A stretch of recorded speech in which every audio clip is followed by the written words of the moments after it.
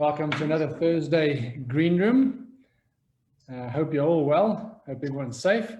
Hope everyone's enjoyed the rain if you're in Gauteng. I don't know where you're from, but we've had buckets of nice rain.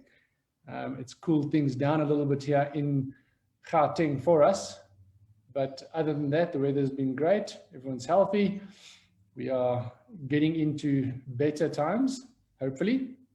But as people are joining at the moment, we've got a couple of attendees coming through. So obviously they know about the topic, and people might have questions for this topic.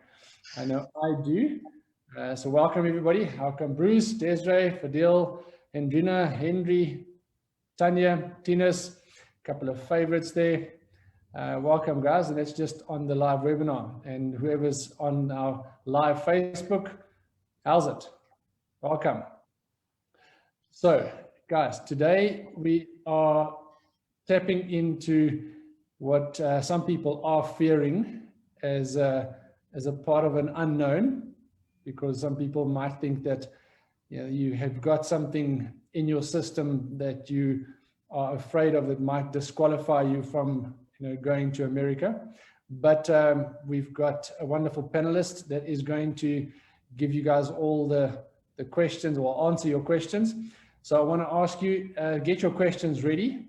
If you're live on Facebook, get your questions ready for our panelist, and the live on webinar, please would you guys just put all your questions on for her as the attendees keep coming in. All right, so let's start. Trevor, you want to do a bit of an intro for us?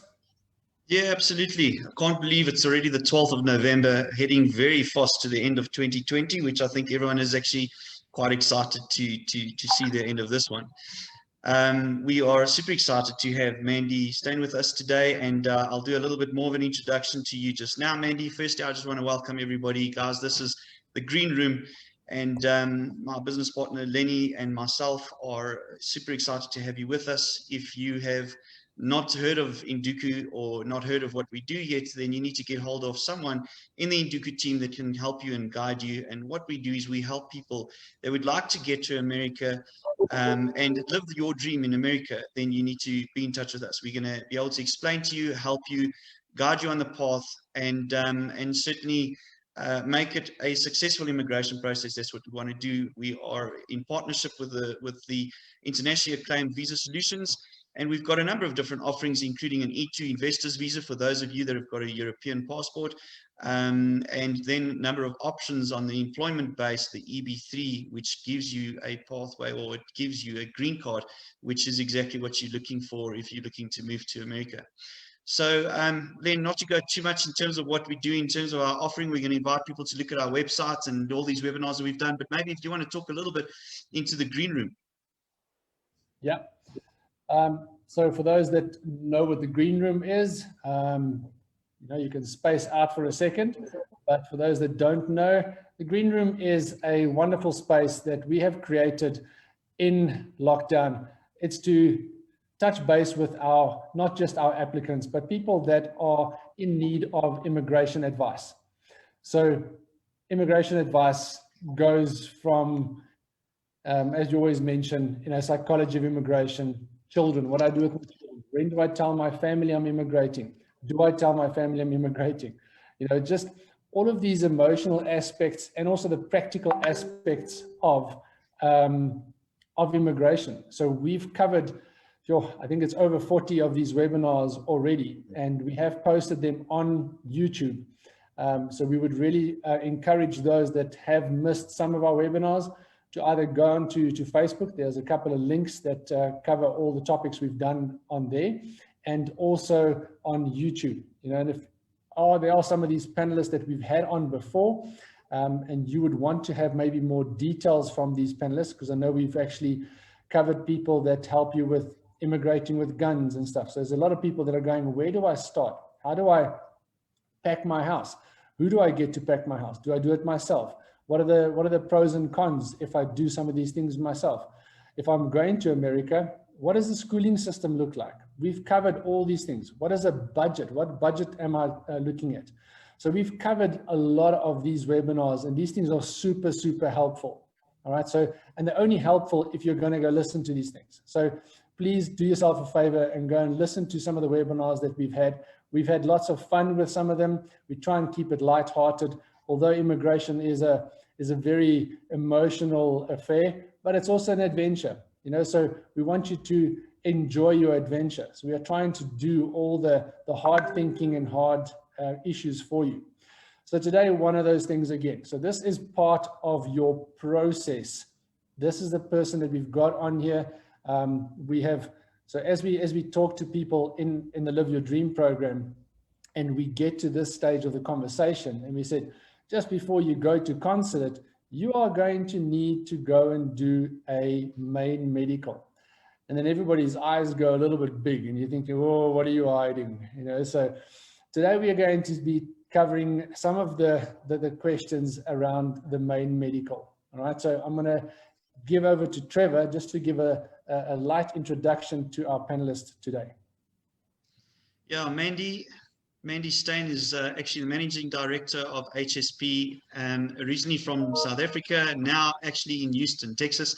Mandy, you know what actually is going to be probably the best. Let me hand this to you and ask you to give us a brief intro about who Mandy is, where you find yourself at the moment, and what's happening in your life currently. Okay, hi guys. I have a very exciting life. It's really amazing. Life came, I just got a curveball and I decided to ride it. So if anybody is going through the process, or as you're going through the process, if anybody understands where you're at, it would be me. So my name's Mandy. I'm currently in Houston, Texas.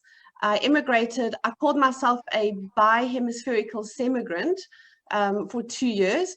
So I got my green card and I didn't know what to do with it, but I decided I wouldn't lose it. So I came to America, got my paperwork in order, and spent 3 months driving around America trying to decide where I want to live. Because like everybody else probably sitting there, I've got no roots here, I've got no people, so I needed to just decide on a city. That's what I thought. So I got in my car and I did 8,200 miles in 2 months. And every single place I've been, I fall in love with it. I'm like, wow, I love Tennessee.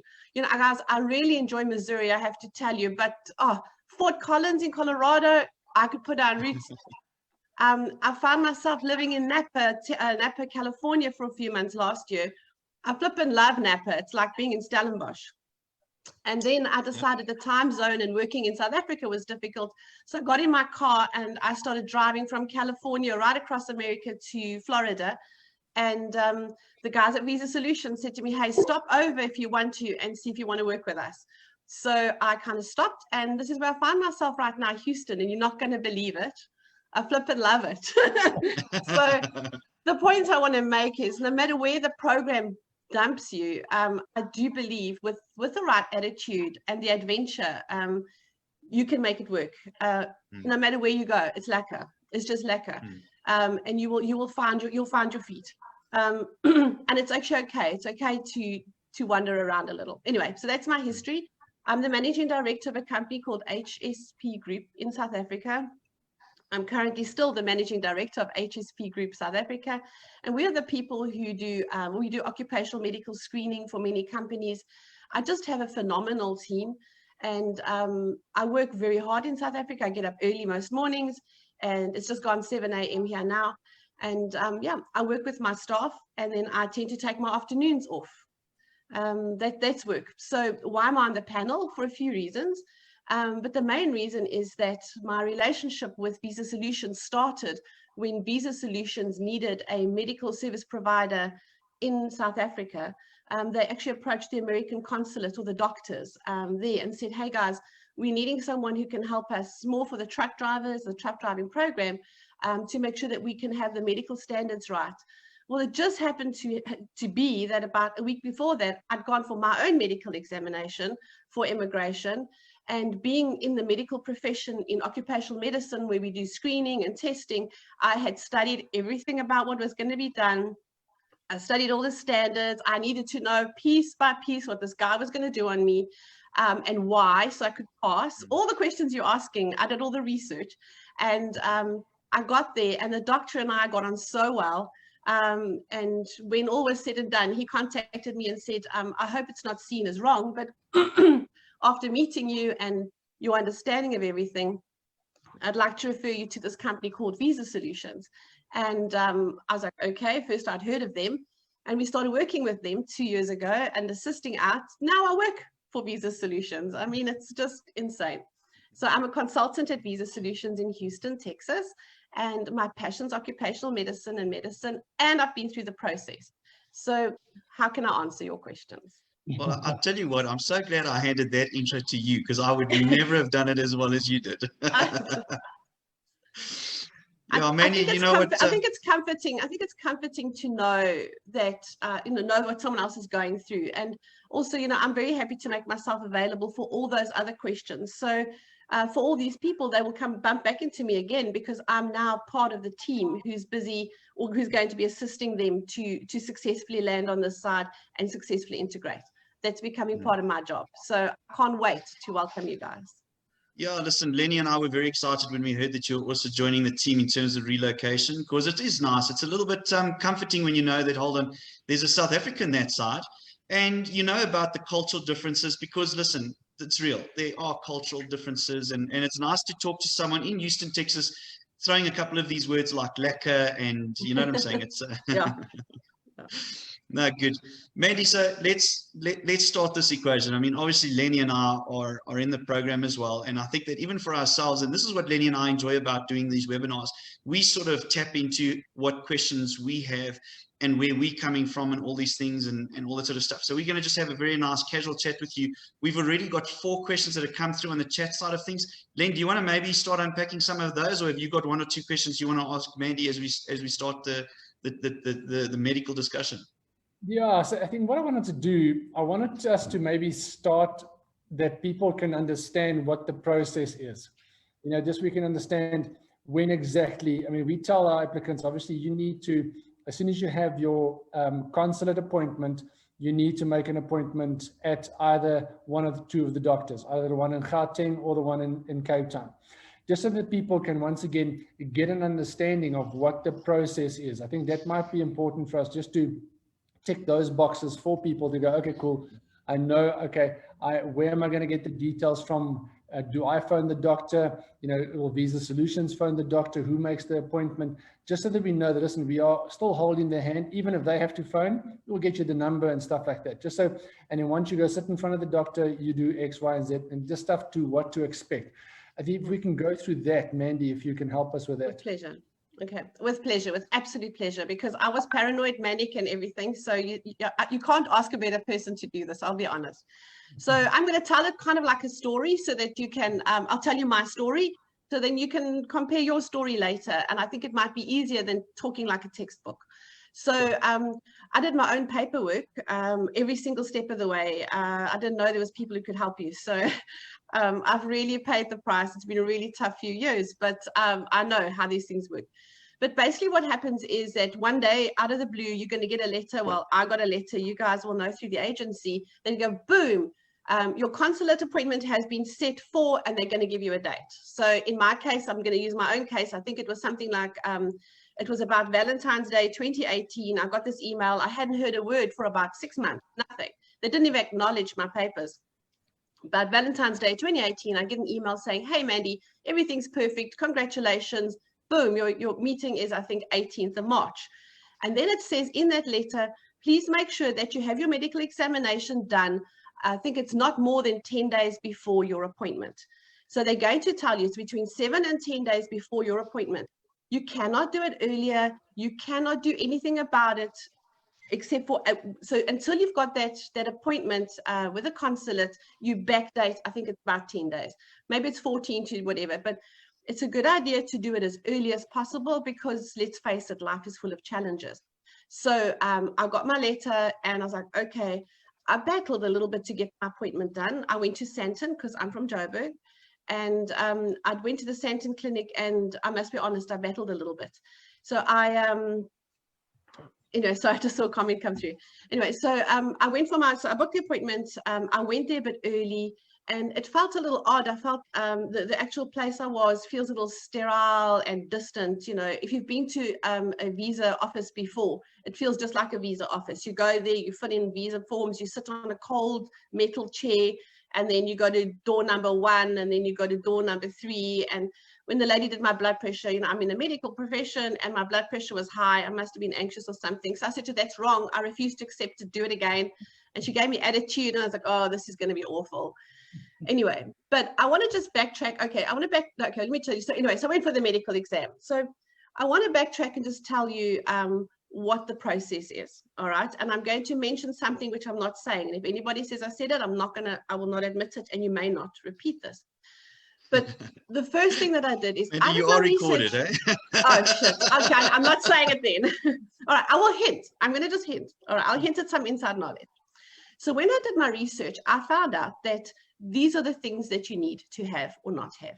I see there's a question about immunization, vaccination records. If you have children, little babies, little kids, anybody say 10, 12 or younger, yes, the immunization record is very important.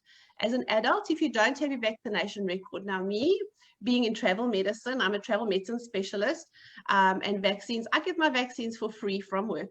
So I went and read the list up on the Centers of Disease Control, and I had every single injection and accidentally gave myself a strong pediatric one. And I was sick for a week, all right? The point I'm trying to make is leave it alone. The doctor is charging fair rates for his immunization. He knows exactly what he wants, and he will do top-ups for you and the family, and he will know it's done, and he'll be happy. I walked in there with this record as long as my arm, and because I can do the medical records, I did properly and legally add in everything I've had. I remade in the proper format, signed and stamped and everything, a full immunization record, because my stuff had to be perfect. And when I got there, he just looked, he's like, gee whiz, I've never seen this before, you know? So guys, please, just be at peace and know that the doctors will catch you up on the immunization that you need. And the immunization is actually not such a big deal. They're going to stick a few needles in your arms and it's done. I think I had about 6 or 7 injections, and I think I needed 2. So, okay, so don't do that. They will update you on all that. Anyway, so I don't know what else. Okay, so what are they looking for? Here's the questions. What are the medical standards? So the medical standard starts with blood pressure and blood sugar and your history. Please listen to me. They will not fail you if you're diabetic. They will not fail if you have a heart problem or if you have any of those things. But if you lie, okay, and this is what I'm not saying. The minute you walk in there, okay, you are under scrutiny. You are going to sign that anything that's revealed in the time of this medical examination, okay, is kind of part of your whole process. There's only 2 doctors who are trained in America on the standards of more than just medicine. They are trained on the whole picture of the person. So suffice to say that your medical examination is almost a test of your honesty and everything like that. So if you've had anything, I'm not pleased. I mean, if you had, I think someone said something about you. It says, I had bronchitis, which left tissue damage in my lungs. So the x-ray always raised concern with the doctor. Can I carry a set of old x-rays with me? You're welcome to take it with you. And you just mention that, okay? It's not an issue. So blood pressure, heart problems, all those kinds of things, unless you are really going to be ill, they're not going to penalize you on that at all. The scarring on your lung, if you're breathing normally and stuff, not even an issue. Even if you're not breathing normally, probably not an issue. You will not believe it, but the biggest issues on the standard is they do x-rays specifically to exclude current TB. If you've got active TB at the moment, they're going to hold you back. They're not going to fail you. They're going to say, look, you've got active TB at the moment. You need to go on to treatment. After about 6 months of treatment, you go back again, prove that your TB is not active anymore. You can go. Simple. All right. The other thing, believe it or not, is that if you have syphilis, is it syphilis? No, it's not syphilis. It's the other one. Hold on. Yeah, syphilis. That's right. Is it syphilis? Yeah. It's not syphilis. Sorry, it's not. It's gonorrhea. It's gonorrhea. Sorry, not syphilis. Believe it's gonorrhea, and it's very expensive. Okay. The only test for gonorrhea, and I can't understand why, it's the only test that they're going to do to see if you have gonorrhea. If you currently have gonorrhea, the good news is a doctor can give you an antibiotic and you can take it away. A gonorrhea test, I know from laboratory fees, cost fee in South Africa is about 1,400 Rand a test, just for that test to the laboratory cost price. And that's included in the medical and why it's so expensive. So you failed for TB, gonorrhea, and not much else. Seriously. Weirdo.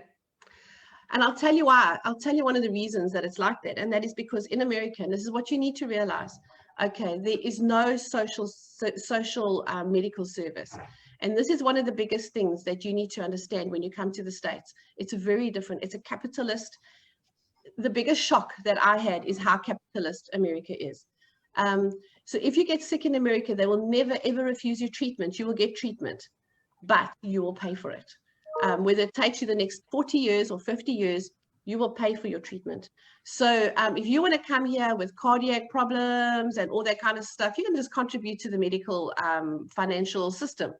So it's very, very important that when you come, you make sure, and when you speak to the doctor, you know, like you say, yes, I'm diabetic, I'm on this injection, this is what I take. He checks to see that you're controlled and if you're doing well. When you arrive in America, make sure you have 3 to 6 months worth of medication with you. You know, and you can bring it with a prescription. If you carry it on you, it's even better sometimes. I'm a drug mule. I bring a lot of medicines with me when I come, but that's because I have access. So I have, if I show you my bag of medicines, you wouldn't believe me, but I'm a dispensing nurse practitioner. So in South Africa, here I'm nothing. So I have all sorts of stuff available to me because I want to. And they don't really stop you. It's not unusual for somebody to go to Mexico or to come home from South Africa with their medication for 6 months to a year. They're fantastic at the borders. They accept that you might have to justify. I've never justified. Never once have they asked me, hey, it's very weird because, I mean, there's a diet I like to go on from time to time and I carry syringes for it. And I think they're going to stop me. And I always think of the lies I'm going to tell about being diabetic or something. They never even tried, never even stopped me. So yeah, so that's the medical examination. I don't know what else you want to know about it, literally. The doctors are amazing. They're very nice humans. Once you get into their door, you know, once you get past the cold, sitting in the cold hall and that, but when you get to both Marcus and Dr. Huson, I deal with Marcus, Dr. Brewer quite a lot as well. He does a lot of work with us. Dr. Marcus Brewer is a doctor in Cape Town. Awesome. And Dr. Huson as well. Dr. Huson's a little bit more, kind of say, cold professional, but both of them honestly very human and they're happy for you. They're happy for you and they're solution orientated. So, okay, so that's Mandy, it. So let me ask you this. I know there's a lot of parents on here that are going to be taking their kids through. What is it going to entail for the little one? Basic physical examination, just to make sure that there's nothing, majorly unusually wrong. If there is something majorly wrong, they might ask you what your plans are going to be, you know, because, so like, let's just say you have a little one with a major cardiac issue, like a hole in the heart or something like that. They might say to you, well, when was the last surgery? What is your plan? You know, what is the little one's plan? And if you have a plan in, you'll more than likely be okay. They're more concerned about you bringing something into the country than what they are about your well-being. Does that make sense? Yeah. Sure. So I think that a lot of people, when they hear that, listen, I'm going for a medical, they've got these pictures that I'm going to arrive there, take my shirt off and run on a treadmill for 20 Ks. And then, do you know what I'm saying? That's so I think that's obviously a big thing for people, just to have this picture of what it looks like once I've gone through the doors with Dr. Huson and Bao, like you say. Okay, I see Henry's asking a question here about Amanda. All right, okay, I don't know what her prognosis is, I don't know what her current status is, but if Amanda's had a double mastectomy, been on cancer treatment, and she's currently in remission, just take some evidence with you. You know, he's obviously going to pick up there's no boobies. So you need to just, you know, be honest and say, hey, look, this is what happened. She's currently in remission. This is our plan. You know, what if she gets sick again? Well, you know, if she gets sick immediately, I'll bring her back to South Africa because I'm giving you answers, but I mean, you know, because we're not going to terminate our medical aid immediately. I still have my medical aid. I'm on momentum in South Africa. So I keep my momentum, and so I have my mammogram and stuff when I go back. But My life is different. I run a company in South Africa. I've got to go back from time to time. So it's quite hectic. I get back, I go meeting, mammogram, meeting, pap smear, you know. But that could be your plan. You know, you could say, well, this is what I want to do. And so for the first few months, we're definitely keeping the medical aid in South Africa. And by then I know that I will be able to be on a medical plan, because it can take 3 to 6 months, guys, to be established, because they don't have to accept you on your medical plan immediately here. So the other thing that I do is, I don't know about your tickets, they're one way, but I always buy I do my own tickets though. So I buy my ticket and I always buy on my credit card, and then I do a top up with the insurance. I don't tell them I live here. I do a top up for 6 months cover. So I'm currently on the highest insurance, medical insurance that I can have with my credit card through Absa Bank. And that gives me cover of about $1 million for anything that's not new. And that's the thing. So that's why they want to know your plan. So if it's, let's say, breast cancer, if you're here on medical insurance in the beginning, they're not going to cover you for breast cancer. So your plan will then be to go back to South Africa on medical aid. You know what I'm saying? So if you have that kind of plan together, when you get asked in your medical, I think they'll accept that. It makes sense. You've thought about it. You're open. You're honest. You have a plan. Welcome to America. Yeah. So Mandy, thank you for that. So, and they also do blood tests and stuff as well. Is that right? That's for the, they do, I'm just saying there were 2 tests. They do the gonorrhea. Is that part of it? So they don't, how do they check? Do they check for, you know, drug or substance abuse in the systems? No, they don't do HIV. They don't do drugs. They don't do, what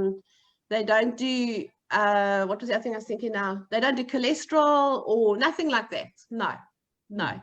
They're more worried about you bringing something in. Yeah, Mandy. So we've heard some people say that they have taken samples of hair and that sort of stuff for drug abuse, like Lenny mentioned now, and that sort of stuff. You're not paying enough for that. Remember, you know, in America, anything you want, you pay for. So sure. In that testing, if you consider the gonorrhea test alone, cost price is 1,300 Rand.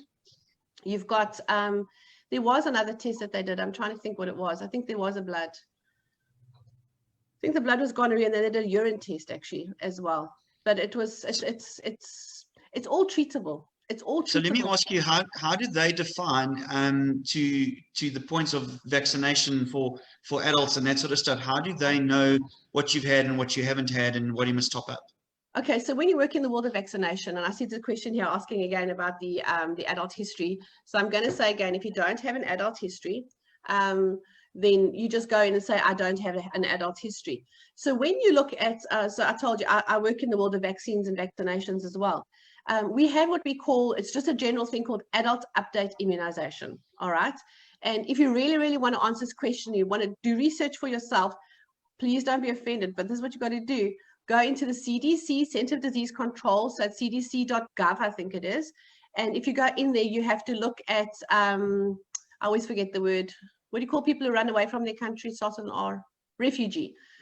Refugee. Look for the refugee medical examination standard, and that's what we have to comply with. Refugee medical, and it will tell you exactly which injections, but the list is too long. And like I said, I gave myself too many. I was silly. So adult update immunization usually would be an update. So most of us didn't have maybe hepatitis when we were kids. It wasn't on there. And I can't remember what Dr. Houston did because I had just too many injections, all right? So he will just have a look, and more than likely they'll give you a DPT, the diphtheria, pertussis, tetanus, and polio. So they'll more than likely give you that one. It's one injection which covers 4 diseases. And then they'll probably give you, I think about 2 or 3 jabs. That's it for adults. And we call that adult update. So whether you've never had an injection as a refugee in your life before, these are going to make sure that you don't bring these diseases to the United States. Again, it's all about what you are bringing to the United States. If your kiddies, and the doctors will do it right then and there. Please don't go and have injections done beforehand. They'll do it, they'll sign it, and they know it's done, and they're happy. The children, remember to take the immunization, they will check their record, and they will bring them up to date with the United States requirements, which again is normally your DPT, maybe a hepatitis B, and stuff like that. If the doctors offer you jabs and say, hey, you know what, I'm just an example, I don't know if they will, your daughter's 12 years old, she hasn't had the HPV yet, we highly recommend she has it. I would say do it because you're going to pay rand. Once you get to United States, immunization stuff's going to be for your bill and it's going to be very expensive. My answer would be yes, sir. So if it's looking, you know what, it's not necessary for the immigration, but we can offer you this, I would take it. Good. Yeah. So, Mandy, and also, I mean, you said that obviously this doctor is going to be looking and asking you questions, and it's more of an honesty type of thing. So what type of questions are they going to ask you? Are they, obviously these doctors are trained and they would know if someone is trying to hide something and stuff like that. So, I mean, obviously the thing is just to be as honest as possible from the start, answer what the guy gives you, asks you, and just and comply. Well, I mean, I was having my medical, I'll tell you my story. So I told you, I'll just tell you my story. That way I'm not saying anything. So I was just going through the process, and then when I ended up with the doctor, I was nervous. And so just a bit of background, I applied for my green card in about 2005. My parents became citizens in America, and my mom came and she brought me some papers 2005 or 2007, and she said, well, I can sponsor you now, you know, complete these documents. I had young children. It was a really good idea. So I did that. And then I sent them in, and then 3 years later, they said, well, you know, you're like, forget it, it's never going to happen. And I did. I forgot about it. 12 years later, I get an email. My mother phones and she says, check your email because she gets the copy as my sponsor. I'd like to just backtrack. We're now talking 2016 that I got the email. My mother was living in Cape Town since 2010 and currently still lives in the Strand. So how my sponsor can live in America and I can get a green card is beyond anybody's mind. And those of you going to move, you know, you just don't get a green card. So anyway, I just kept believing it's not going to happen. Something's got to stop me. So this medical was obviously the thing, because this was the last hurdle. And so I was very nervous. I walked in the office and I was just waiting for him to, just like you guys, just drop that bomb. He's going to find something and it's just not going to happen. And he asked me a lot of personal questions. He was things like, so I see you on your own, you know, aren't you married? I'm like, no, I'm not married, you know. So do you not have a partner or something? I mean, surely you don't want to travel by yourself. And I'm like, no, I don't want to travel by myself. I do have a partner, but my partner doesn't really want to come right now. And this is a great opportunity. I've been waiting, got to be excited, right? Been waiting for 12 years for this. And, you know, I'm not quite sure. So what are you going to do when you get, how are you going to earn your money in America? I mean, in the meantime, he's pushing my tummy and he's doing my blood pressure and he's feeling my glands. And I'm like, I'm going to go there, and I have really good qualifications. I've managed to sell a lot of my assets, put some of my money aside. So if I run into trouble, I'll be able to, do you understand what I'm saying? So he's asking me very personal questions. You know, so what are you going to do when you get there? I said, you know what I think I'm going to do? I'm going to get a car and I'm going to drive, because he wants to know where I'm going to live. I'm going to get a car and I'm going to drive all over America, and I'm going to see what feels right, because, you know, there's got to be somewhere in that big country that feels right. And he's like, that sounds like a really great adventure, you know, and what a lovely age to do it, because now my kids have grown up and left home. So my reason for moving has changed completely, and now it's just an adventure. So I'm like, okay, and so on and so on. When I was finished, he just said to me, thank you so much for being so honest and for just being so real, you know. And I was like, okay. And he basically let me know it's to my advantage. That's all I'm going to say. So I just want to say it's very important that while you're busy, he's going to look at the medical stuff. But when he asks you things about you and your family, just tell the truth. Because somewhere in your record, it says I'm single, and he's got it in front of him. So, you know, or whatever it might be. And yeah, so they're two wonderful human beings, and they are formal and they're doing their job, but you've got so little to worry about. Does that help? Yeah, absolutely. Thank you. It really does. Really does. Let's just quickly go through some of these questions and make sure that we've answered everybody's questions that were in here. Patient on cost, Derek is asking. Derek, it's very expensive. At the last time, you can actually phone them in the meantime for a quote. And I think when I went, it was almost 7,500 rand just for myself. And I had I had all the injections. So I think it's between 5.5 and 7.5, I think. And I think the kiddies were a little bit less. And again, I'm going to tell you, you know, that I know that one test cost price about 1,300 rand. That's before the doctor has to spend time reading it. you know, and all that. I mean, time is money. Yeah. No, 100%. So the last figures we had was exactly that, about 6.5, depending on what they need to do for injections. And kids, Derek, is if your kids are under the age, I think, of 8, it's 4,500 Rand. I'd have to just confirm age group, but then it just drops slightly. I think obviously if your kids are still young, you've got a lot of your records, and I think that's the main thing. Some people have been doing the what do you call it, the natural remedies and that sort of stuff. Mandy, do they look at that or not really? The doctor doesn't care. Look, I mean, it depends. I mean, if you got full-blown cancer and you've got a big fat wound oozing out of your gut, all right, and you're saying, well, I'm putting Germaline on it. No, okay, guys, it's pushing it. But sure. But if you got cholesterol problems, they don't check your cholesterol. They don't check your heart. I mean, he listens to the heartbeat. Look, I'll be honest, they did my x-rays, and when I have a thing called scoliosis. So if you can see, my shoulders are not quite level, and I always sit a bit sideways. But I've had it since birth, and my grandpa has it too, or had it. So I forget about it. I didn't actually say anything about it. And on my chest x-ray, when you do a chest x-ray, it shows, because it's just a curvature of the spine, basically. And I got a personal phone call from Dr. Hussein himself. And he's like, hey, Mandy, Dr. Hussein. I'm like, yeah. I knew I was going to fail. I knew I was out of this. I knew I didn't have to go to America anymore, because you can't say no to a green card. I'm out. And he says, I just feel ethically obliged to tell you, we picked up a curvature in your spine. It's not a big deal. Will not affect you at all with your immigration. I just think it's important that you know that it's there. You might have some pain in your necks and bones from time to time, and to do a lot of Pilates or yoga and stuff like that's a really good idea. I mean, that's the call I got. I'm like, damn, I'm still going. My deal with myself was, if it happens, I'm going, right? So here I am. And I must say, the last 2 years, it's the hardest, guys, if you're listening, seriously, it's the hardest 2 years of your life. It's the coolest 2 years of your life. Like sometimes something that really hurts can be kind of nice. I know it sounds wrong, but it's been incredibly tough, but incredibly rewarding. I knew I was strong. I'm a strong woman, but I didn't know I was that strong. So yeah, and what's nice, if you're using something like Visa Solutions, I'm the only South African in the office, and it's baie lekker want ek praat Afrikaans. Every time I want to skinner, I just slip into Afrikaans. So you'll hear Alicia and I talking Afrikaans all the time, which I don't normally do. It's not my home language at all, but ek gooi die taal goed. But it's really nice to be there now, and I think it brings a different flavor to the office, because the guys in the office don't understand our culture, and I want to tell you, America, everything is different, and I'd be more than happy to answer questions, make myself available. I can give you my Visa Solutions number. You can contact me on WhatsApp anytime you like. There's a lot you need to know.